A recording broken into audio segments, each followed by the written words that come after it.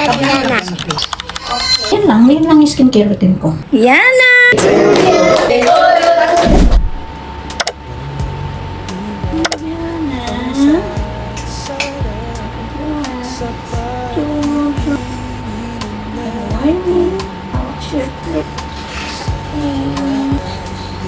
Ate Milan.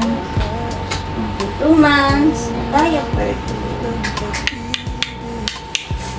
I should have E30 nasulog. Diyos niyo. Walang puya naman. Sa kamukha mo.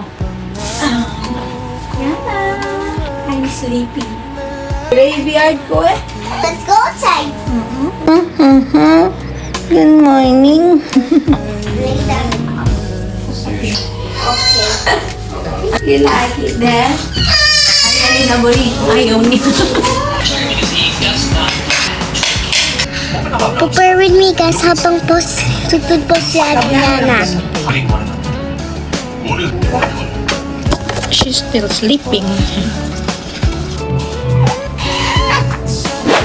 2 months postpartum and today special day dahil second month na si baby Aviana. Grabe, sobrang bilis ng panahon. Hindi na newborn si Aviana. And this is my 2 months postpartum body.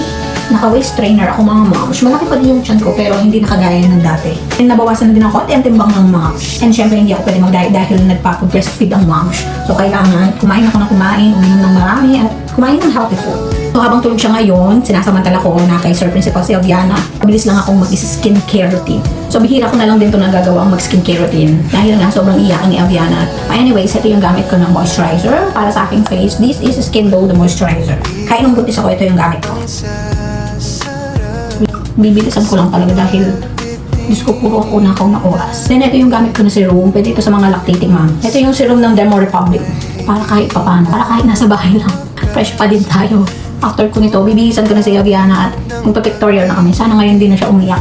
Hanggang ngayon kasi ma'am, sobrang iyakin niya. Tapos, puyat pa din ako. Puyat pa din kami ni Sir Principal. As in, kanina madaling umaga nga lang. Diyos ko, alas 3:30 siya natulog. And then, ayun lang yung skincare routine ko. Moisturizer at saka serum. Saka na ako babawi sa pagre-rejuve kapag hindi na ako nagpakadede. Ay, maglilip din tayo dahil magpipicture tayo mamaya sa second month milestone ni Aviana. Tapos kanina, bago ko nilagay itong waist trainer ko, lagyan ko na ng spray na Cutacip yung aking tahi. Ito lang yung ginagamit ko na pang spray sa aking tahi. Ito recommended ng OB ko, kahit medyo pricey siya, super effective niya mga moms. Ang bilis nag-heal ng sugat ko dito, tapos pampalitan din siya ng pekrat. And then mamaya magse-celebrate na lang kami siguro dito sa may tapat namin, may cafe dito sa tapat namin para hindi na kami mag-order pa or magluluto. And hindi naman kami pwedeng mag-mall dahil hindi ko pwedeng lumabas at magbiyahe ng malayo si Aviana at saka ako.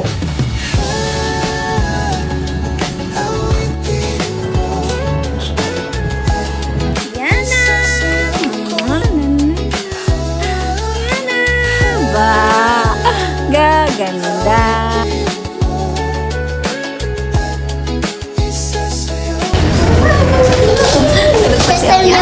First time niyo po si Where is Adriana. Black Olives? We're here. Malapit lang po yung Black Olives.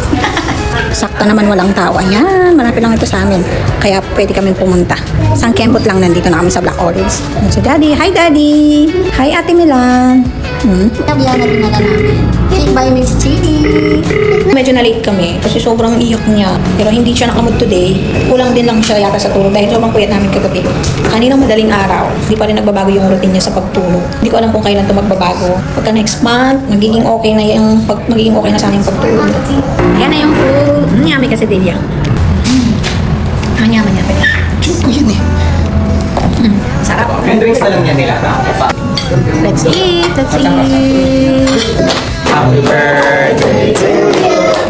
Happy birthday, happy birthday. Yay! Tulog pa din siya. Tutugya pa? Ay! Ay! Happy birthday.